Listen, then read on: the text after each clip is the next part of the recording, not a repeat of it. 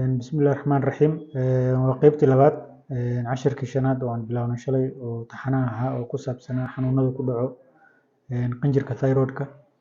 Shalay waxaa ka hadalnay xanuunka hawlgabka qanjirka thyroidka oo ah markuu uu qanjirka shaqada joojiyo ama uu yareeyo. Maanta insha Allah waxaan ka hadlaynaa kacsanaanta qanjirka thyroidka oo ah markuu qanjirka si xawli ah u soo daayo dheecaanada hormoonka kaasoo ka dhasho xanuun loo yaqaano hyperthyroidism.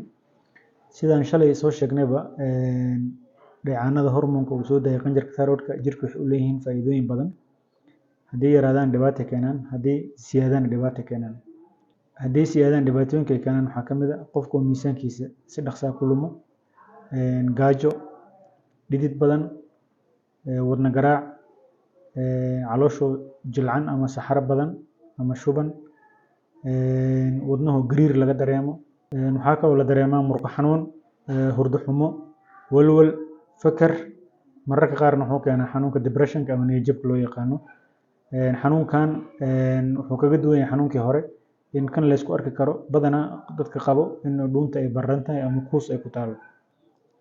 Xanuunka thyroidka markuu dhacsan yahay iyo markuu kacsan yahay badanaa astaamahooda lid ayay isku yihiin ilaa markii laga reebo caado wareer, murqo xanuun, timaha u daato iyo wadnaha uu bararayo. Afartaas astaamood thyroidka way ka wada siman yihiin hadduu dhacsan yahay iyo hadduu kacsan yahay intaba. Maxaa keena marka qanjirka inuu u shaqeeyo si xawli ah oo soo daaya dheecaano xad dhaaf ah?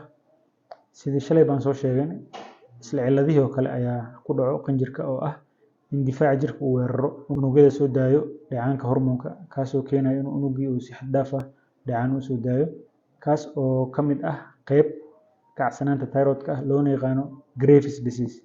Dadka qaybtaas qaba waxay kaga duwan yihiin dadka kale in dadkan ay indhahooda iyo godkooda kasoo baxsan yihiin oo bannaanka ay laga dareemayo. Waxay kaloo uu leeyahay qofka xagga wadnaha dhib u badan yahay oo waxa waaye wadne garaac oo mararka qaar wadnaha korontidiisa inay qaldanto ayaa dhici karto. Waxaa kaloo keeni karo inay kasoo baxdo buro ama kuus qanjirka kaasoo soo daayo hormoono xad dhaaf ah oo ka badan intii qanjirka sida dabiiciga ah uu soo dayn lahaa. Midda saddexaad waa infection ku dhaco qanjirka kaasoo saameyn karo shaqadiisa. Dhici karto inuu shaqada yareeyo ama ay dhici karto inuu shaqada uu xad dhaaf ka dhigo. Xanuunkan haddaan la daaweynin muxuu keeni karaa? Kow, horta wadnahu saameyn karaa oo wadnaha ayuu khalkhal gelinaya shaqadiisa kaasoo ay dhici karto inuu wadnaha uu korontada ay qaldanto ama inuu bararo. Midda labaad haddii aan la daaweynin wuxuu keeni karaa inuu indhaha saameeyo. Xanuunkan wuxuu kaga duwan yahay xanuun kale indhahu kan toos u abaara.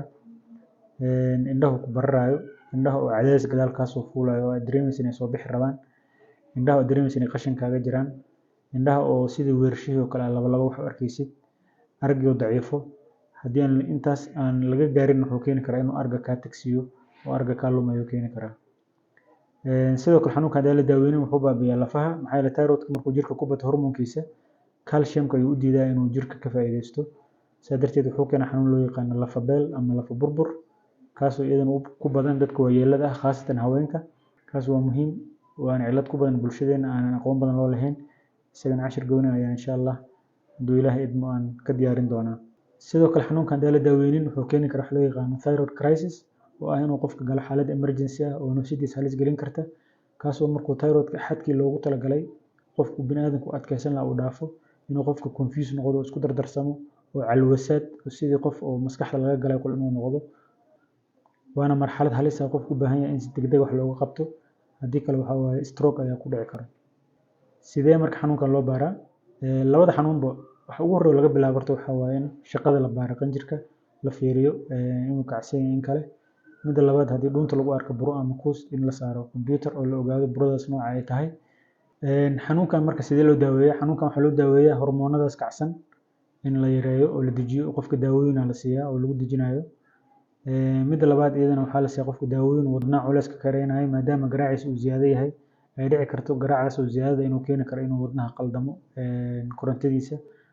Midda saddexaad waxaa waaye haddii daawada wax ay tari weyso ama burada ay soo weynaato ama cadaadis ay keento in qofka qalliin lagu sameeyo ama ha ahaado in la soo saaro ama ha ahaado in lagu toogto radiation wax la yiraahdo oo ah in lagu gubo kadibna uu qofku u baahanayo inuu la siiyo daawooyin thyroid oo nooca hawlgabka ah maadaama uu qanjirkii thyroidka dhan la baaba'shay ama meesha laga saaray.